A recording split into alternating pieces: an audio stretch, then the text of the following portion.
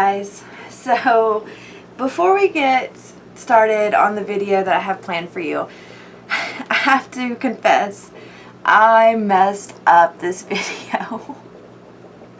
So I'm doing a product review in the video you'll see in a minute of the Smart Art Box. And during the entire video, I say that it's for the July 2016 Smart Art Box. Well, guess what? It's for the August 2016 box.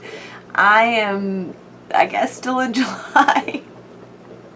I don't know.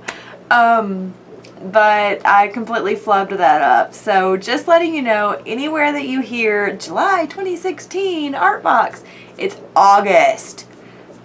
I cannot believe I messed up this bad, and I've already done the video, so I've already used the products. So this is the only way that I know to come clean and to say I messed up. So I can't refilm it because I've already used them. So just keep that in mind when watching. This is for the August 2016 art box, not July. So enjoy. Hey guys, it's Erica Henry here with Coffee and Coloring, and today I have a treat for you. I'm going to be reviewing the July Smart Art Box. And in case you don't know what this is, the Smart Art Box you can get at smartartbox.com. And it is a monthly subscription art box. Each month they send you all kinds of different art supplies directly to your door. And I'm hoping it's going to be lots of fun. The makers of smartartbox.com did send me this free box to try out. So I'll let you guys know what I like about it, what I don't like about it, all the things that I usually do in my review videos. You can always count on me to be very honest and let you know what personally works for me and what personally doesn't. So let's dive in, and in case you're wanting to get this box yourself, I will link below to the website at smartartbox.com, and you can sign up for your own subscription if you're interested. And every month is completely different, and once you do sign up, it'll get sent right to your door. Alright, so the Smart Art Box says Smart Art Empowering Creativity. Now, it does come just like this in this purple box. It's not wrapped in anything or anything like this. On the other side is my mailing address and those kinds of things. This particular box is 11.5 inches by almost 9.5 inches and looks like 2 3/4 tall. So just to give you an idea of how big this box is. Now it does come taped. I've already popped the tape on that. Cannot wait to see what's inside because I've been dying. So it says enter for a chance to win, and then it's got a little blank space, and it's got all the different ways to do it. So I'm assuming that you take this lid and you put your finished art piece on here, take a picture, and then upload it the various ways for your chance to win. And whenever you upload a photo of your work, it says to use hashtag SmartArtBox, to post it on Facebook at facebook.com/SmartArtBox, and the one with the most likes by the 25th of the month wins. So that's pretty cool. So the first thing that is in the box is a little pamphlet. Alright, included are 24 alternative oil pastels. And let's open these babies up.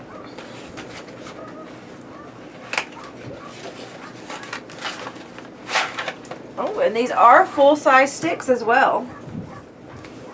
Pretty cool.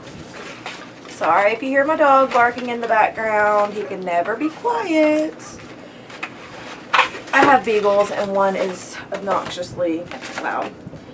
Alright, I also have an engraving kit. This engraving kit comes with 4 different engravers. Let's open these up. Alright, so it says it comes with a number 1, a number 2, a number 3, and a number 4 cutter. So these are pretty cool. Let's hold those up. different heads to them.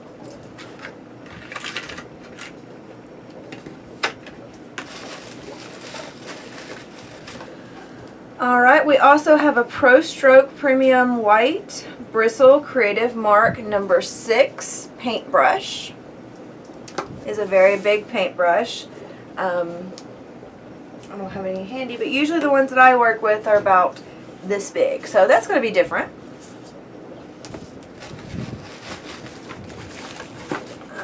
What's in here? Oh. Alright. So we also have some Black Magic pigment-based drawing ink by Higgins.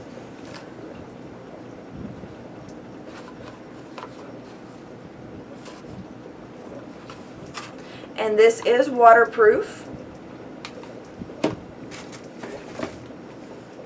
We have a clay board. This is a small clay board. Let's take a look and see how big it is. This clay board is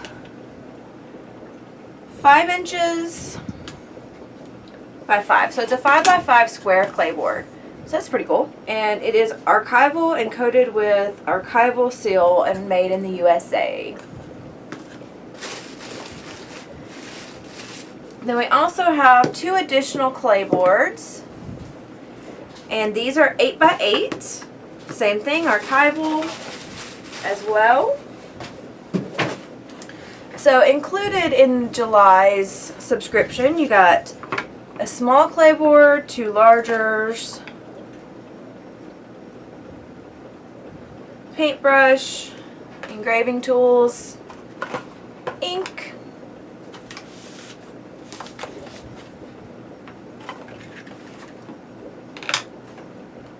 and some oil pastels. So I have no idea what I'm going to do with this, but we're going to have some fun and try it out. Creating a Sgraffito oil pastel. This month we challenge you to use the Sgraffito technique to create a detailed oil pastel masterpiece. Alright, so step 1 to creating this. It says decide on a subject and sketch your design onto a piece of paper.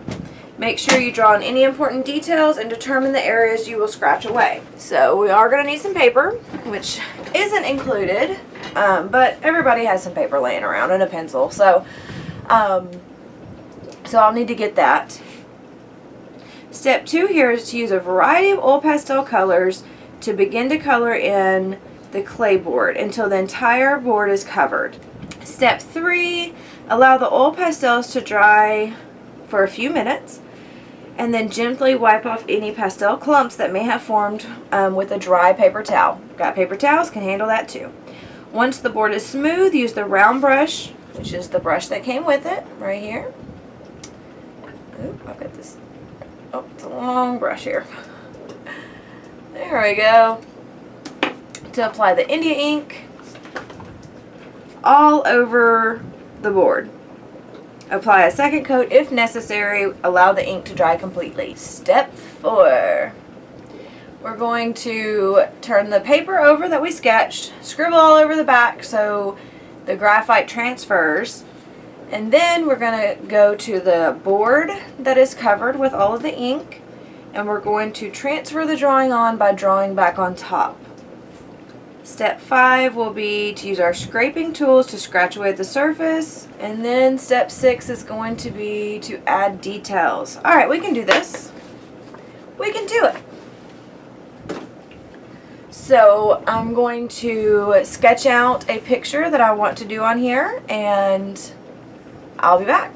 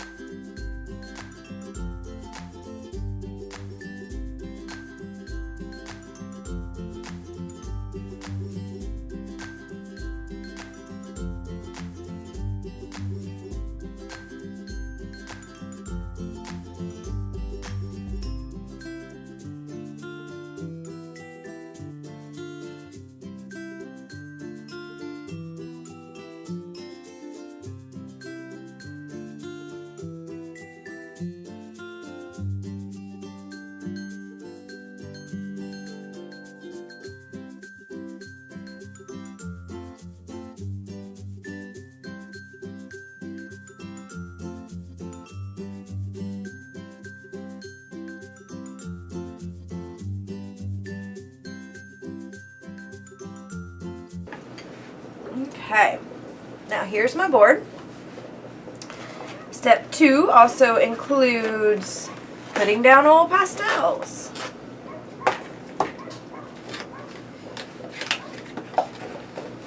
Now, usually when I work with oil pastels, I wear gloves, but I am out, I think. Let me double check.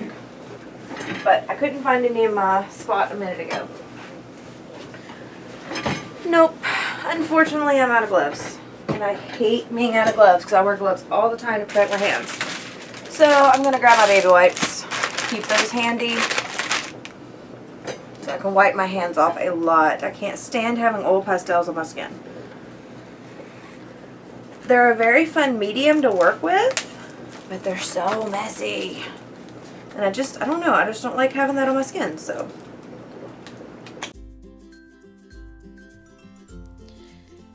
Now I'm just going to start laying down some different colors and just kind of go with it. So it'll be lots of fun. We're going to vary the length of the lines and the colors and those kinds of things.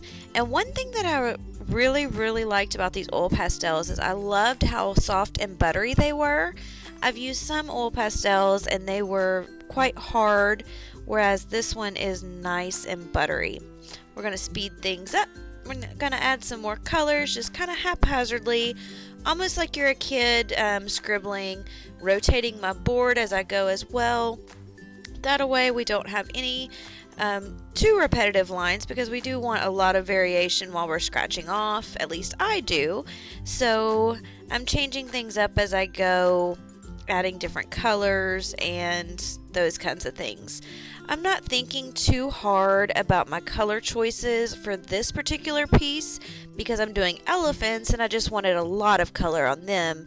Whereas if I was doing something differently, I might have been more careful with my selection of colors and where I placed them. But for this particular piece, I'm just kind of haphazardly scribbling colors in, and that's what I really liked about this process. And I really did love these oil pastels. They were so creamy and buttery, and they blended together very well, and I really enjoyed them. So I was very excited to use them, and this box was definitely a good choice with these oil pastels. They were nice and soft. Now, harder ones can be good depending on what you're making, but I like them more soft and buttery because I like to blend colors a lot.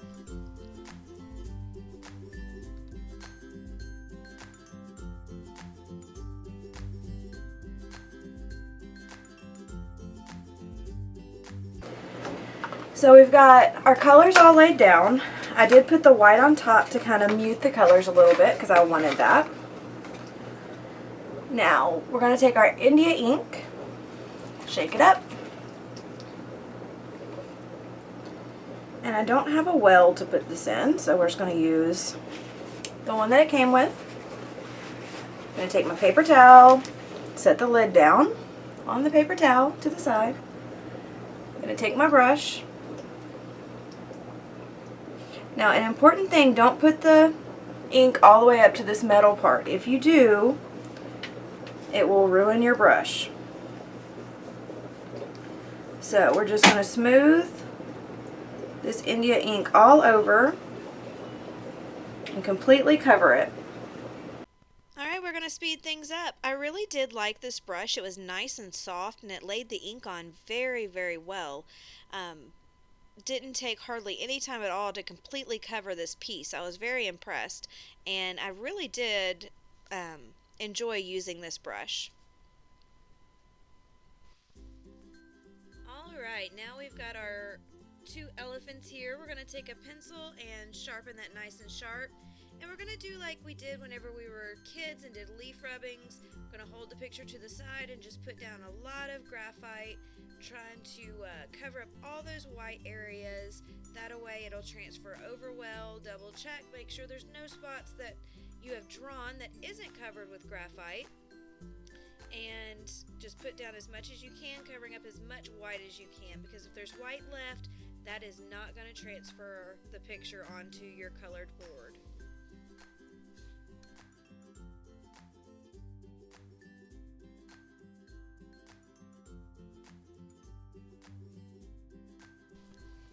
Now you're just going to put your picture on top. I'm going to tape it down with a little bit of tape just to hold it in place.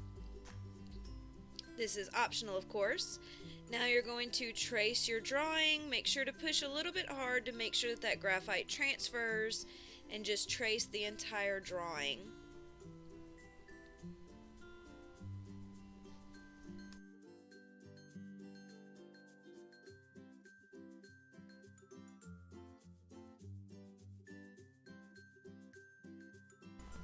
Okay, now we're going to take our engraving tools and we're going to scratch all around. Now when you do this, you're going to want to scratch a lot lighter than you might think you need to in the very beginning. I was very shocked at how easily it came off. So you want to use a very, very light hand, especially at first until you get a good feel for it, and just until you get a good outline going and a good feeling for how you're going to create these drawings that you're doing. Now each of these different tools do produce different shapes, different thicknesses, and those kinds of things. You just kind of have to play around with it and figure out which tools are going to work best for what you're trying to achieve. Now that small piece of board that came with this art box would be an excellent way to test these out. So you may want to try the same technique and then scratch with the different tools before you actually start your actual project, and that may help you get a feel for, you know, what these actually do. And they were a lot of fun, and it was not something that I would normally do, but I had a blast doing it. And I'm so glad that I got this art box, because it made me try a technique that I haven't done in a very, very, very long time, like probably since high school. But it was a lot of fun to do, and I really liked the results.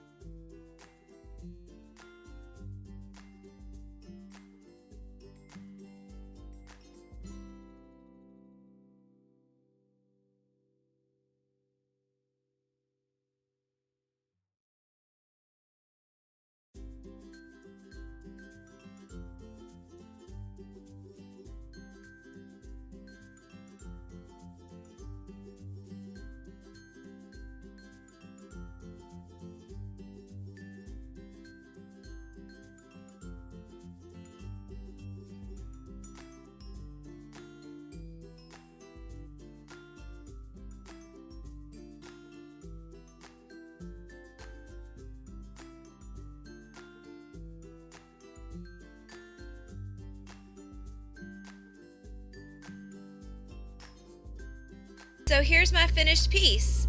This was a lot of fun to do, and I'm so glad that I got this box. It was a lot of fun.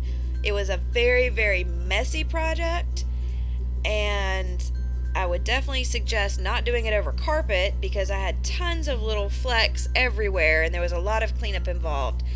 But it was a lot of fun to do, and I was very excited I got this kit. I would definitely recommend this kit to you guys, because it did include a lot of full-size art products, which is very important to me in an art box. So I hope you enjoyed watching it, and thank you so much. Bye. So I've just finished my painting, and it was a lot of fun. It was very messy, but here is my finished painting using the Smart Art Box. So thank you again for sending me this. It was a lot of fun. Overall, I really enjoyed it because it was not a technique that I would normally use. So that was a lot of fun to just kind of try something new and go for it. I felt like the products were a very nice quality.